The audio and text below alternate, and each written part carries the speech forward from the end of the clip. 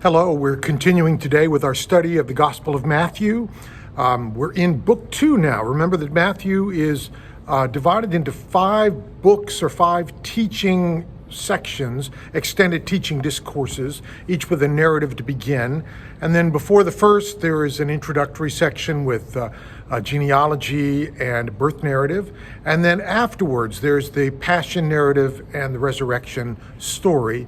But the heart and soul of Matthew's gospel is these 5 books. And we are now beginning the second book. The first book took us a while because the discourse was what we call the Sermon on the Mount. There's so much there, and we just needed to take some time to go through it.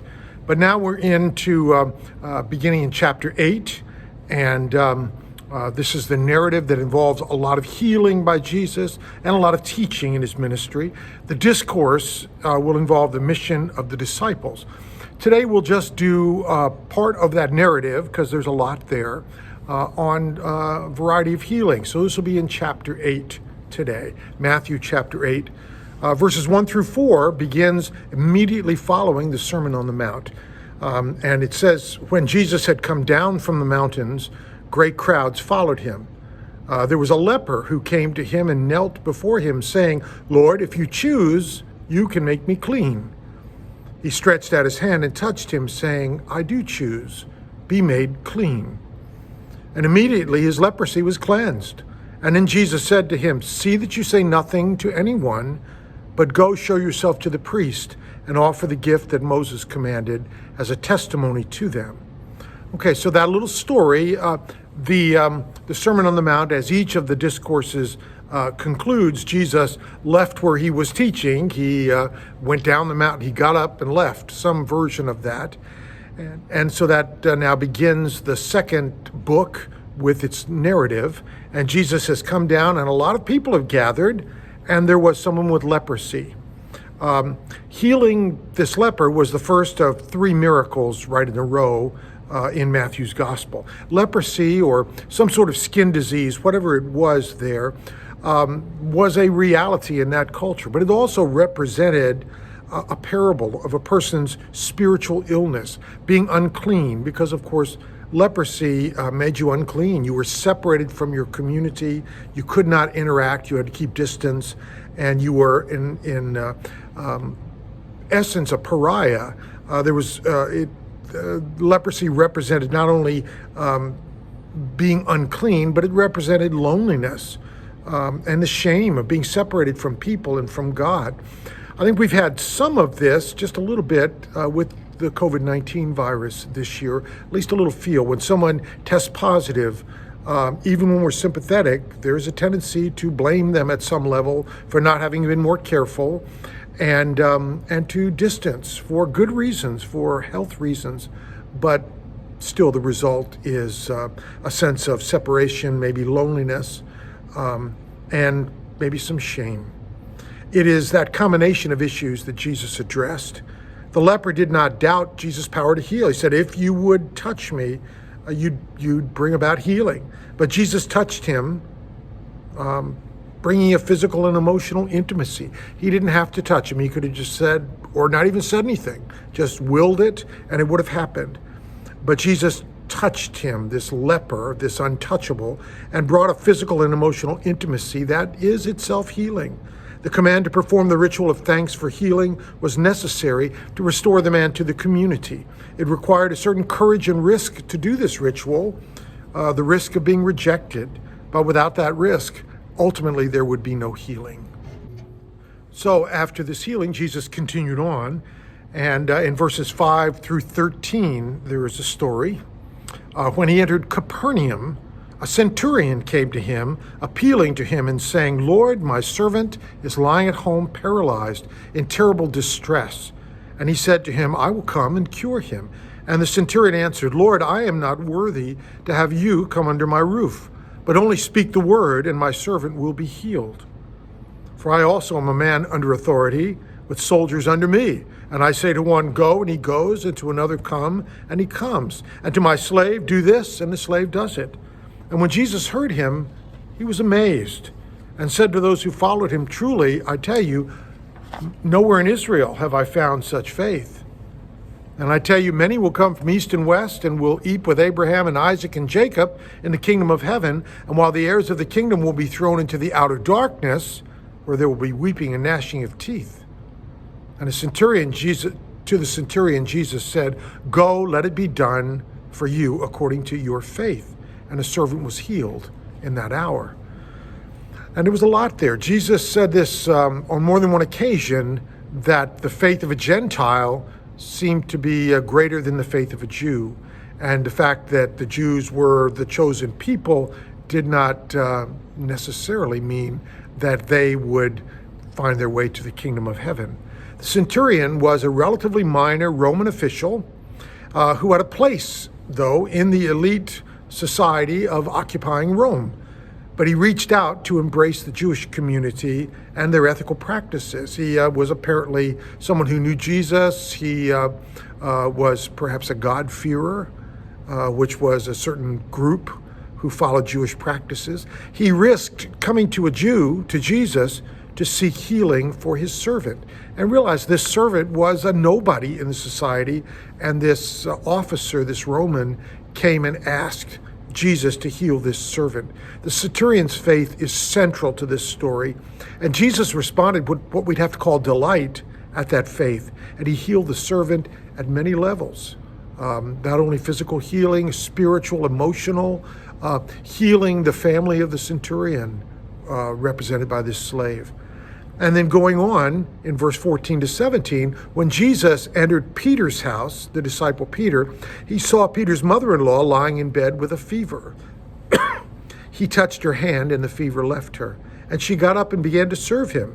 And that evening they brought to him many who were possessed with demons, and he cast out the spirits with a word and cured all who were sick. This was to fulfill what had been spoken through the prophet Isaiah. He took our infirmities and bore our diseases. So this healing story is unique for a couple of reasons. One, because it involves the family of one of the 12, Peter's wife's mother. It's so complete, the healing, that she actually gets up and waits on people, waits on Jesus, and serves them. Now, fever was a very specific ailment, but it can also include a variety of physical, spiritual, or emotional issues. Fever is an obsession with things. And then the story expands, and it includes a large number of people who were sick or demon-possessed in the area, and maybe sick, demon-possessed were an interchangeable way of looking at them.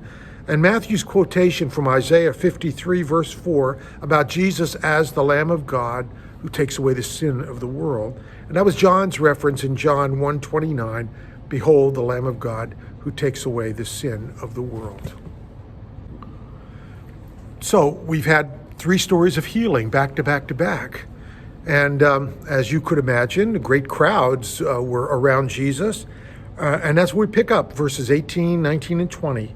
Now, when Jesus saw great crowds around him, he gave orders to go over to the other side of the Sea of Galilee, presumably. A scribe then approached and said, "Teacher, I will follow you wherever you go." And Jesus said to him, "Foxes have holes, birds of the air have nests, but the Son of Man has nowhere to lay his head." So this would-be disciple, maybe the first from among the religious leaders. He was a scribe, and as such, he would have been a great addition to the 12. Would have raised Jesus' status and the status of his group to have one of the religious leaders become one of his followers. We're aware of Nicodemus and Joseph of Arimathea, who were members of this Sanhedrin, the Pharisees' ruling council, who were maybe closet followers of Jesus. But this person comes right out there, and rather than welcoming him and saying, "Oh, welcome to the group, we're so glad to have you," Jesus essentially rejected him, realizing that the scribe had no idea what he'd be getting into, what discipleship following Jesus would have meant. And without any sense of self-pity, Jesus laid it out straight to him. He said, "The Son of Man," which is a messianic reference that Jesus often used for himself, the Son of Man had no home, no place to lay his head, and neither would his disciples. That the commitment it takes to follow Jesus is total, and probably far more than this religious leader would have had any preparation for. And it's probably a word to the wise for all of us. And then going on, verses 21 through 23, another of his disciples said to him, Jesus' disciples said to him, Lord, first let me go and bury my father. But Jesus said to him, follow me, let the dead bury their own dead. So it's not really clear if the man's father was already dead, or if he was old and the man's commitment would have to wait until after the family business was taken care of. It's also possible that the reference was to this parent who might not approve of following Jesus. There was in a sense, almost a spiritual deadness about the father. The request might have been to wait until his disapproving family members had died. We're all familiar, I think, with putting off revealing things or certain directions that we take or taking certain actions until older loved ones who would be maybe crushed by that revelation or by that action and direction of our lives.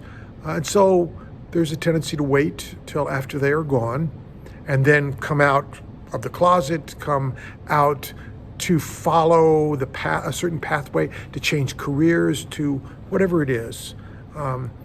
We are well acquainted with that, and it can often seem like a loving thing to do. But Jesus said that it's not to disregard family duties. It's not to avoid being compassionate and using common sense, but the overriding importance, especially at that time, of following God's call when it comes. Too many things can get in the way and distract us. And so Jesus said the call of God, the call to follow him, was paramount. So that whole experience with the disciple speaking to Jesus all happened as they were, I think, by the sea. At least that's the way Matthew seems to have said it, because now Jesus got into the boat. So verses 23 through 27 of chapter 8, when he got into the boat, his disciples followed him. A windstorm arose on the sea, so great that the boat was being swamped by the waves. But he, Jesus, was asleep. And they went and woke him up, saying, Lord, save us, we are perishing. And he said to them, why are you afraid, you of little faith? And then he got up, rebuked the winds and the sea, and there was a dead calm. And they were amazed, saying, what sort of man is this, that even the winds and the sea obey him? So we've seen, and we will come across this similar story in various forms of Jesus calming the waters in the middle of the storm out in the Sea of Galilee. The frequent storms on this Sea of Galilee offered a great example of the storminess of life. And again, this is not to preclude the reality of this miracle, but it's just to say it has a much deeper and broader meaning as well.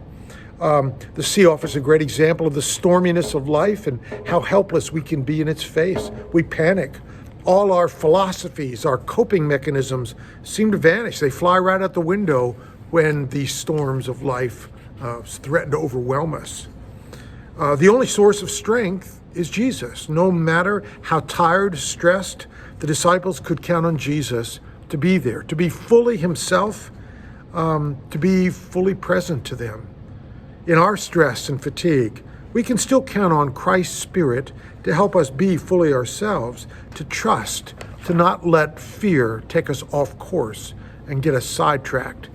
And the storm, just as maybe in the fine print, the storm had affected all the boats on the lake, and Jesus calms their storms too, even if they didn't know that it was he.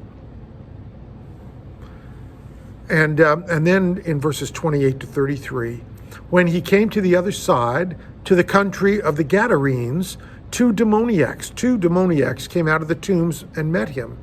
They were so fierce that no one could pass that way. Suddenly they shouted, what have you to do with us, Son of God? Have you come here to torment us before the time? And now a large herd of swine was feeding at some distance from them. The demons begged him, if you cast us out, send us into the herd of swine. And he said to them, go. So they came out and entered the swine, and suddenly the whole herd rushed down the steep bank into the sea and perished in the water. And the swineherds, the herders, ran off, and on going into the town, they told the whole story about what had happened to the demoniacs. The story appears in all three synoptic gospels, but with variously different details. Maybe it was one place it's the Gerasene demoniacs, and it was just one. And here there are two, and these details don't necessarily harmonize easily. It's a difficult story anyway. Jesus has been criticized by biblical scholars over the years for destroying the herd of pigs and destroying a man's property. I mean, certainly he could have come up with a better way to solve the problem than that. We certainly know that pigs symbolized what was unclean in Jewish life. And in fact, this region would not have been part of the Jewish region of Galilee. It would have been in a Gentile section because there was a herd of pigs there. But at the same time, Jesus had compassion for these possessed or insane people, and he healed them. And contrary to our approach and the approach of the church too often today in dealing with mental illness, we are not so compassionate. We don't work to bring healing nearly as much as we should. One of the great gifts that Jesus gave the world is that we don't need to fear demons any longer, literal ones or the ones who live within us. This is a parable as well as a miracle story. And so many of the miracle stories of Jesus are also parables, and that we find the meaning when we enter into them ourselves. They have so much to teach us. How many of us live divided and isolated lives, haunting the places of death and hopelessness, and hopelessly identifying ourselves with the worst of ourselves, letting the bitterness, the greed, the anger and hostility come to control us, rather than what Jesus teaches us to do, that is, to embrace the best we can be, to welcome the peace and the fulfillment that Jesus offers us and all people. And then finally, there is one more verse in this chapter 8, verse 34. It's part of this story, but it's a little bit of a standalone as well. Then the whole town came out to meet Jesus, and when they saw him, they begged him to leave their neighborhood. Well, maybe that's not the way we thought the story would end, but the townspeople were afraid of Jesus. He was pretty fearsome. He had cast the evil demons out of the demoniacs, and they were afraid of him, even as they respected him. And we are aware that Christ can be unwanted in life because he scares us. He challenges us to change, to act differently, to stop being ways that we are familiar with being, because they're destructive. And we hate to even admit they're destructive. Our biases, our prejudices, our angers, our judgments of others. Christ can be unwanted in life because he challenges us to change, to treat all people as equals, to release our prejudices, release our bitternesses. And I'm aware that so often in our theologizing, we'll treat people according to our theology rather than sometimes rethinking our theology because of our relationships with people. And I think that's what Jesus taught us. All right, so this is the end of chapter 8. We're in book 2, and we will continue next time. Thank you so much. God bless you.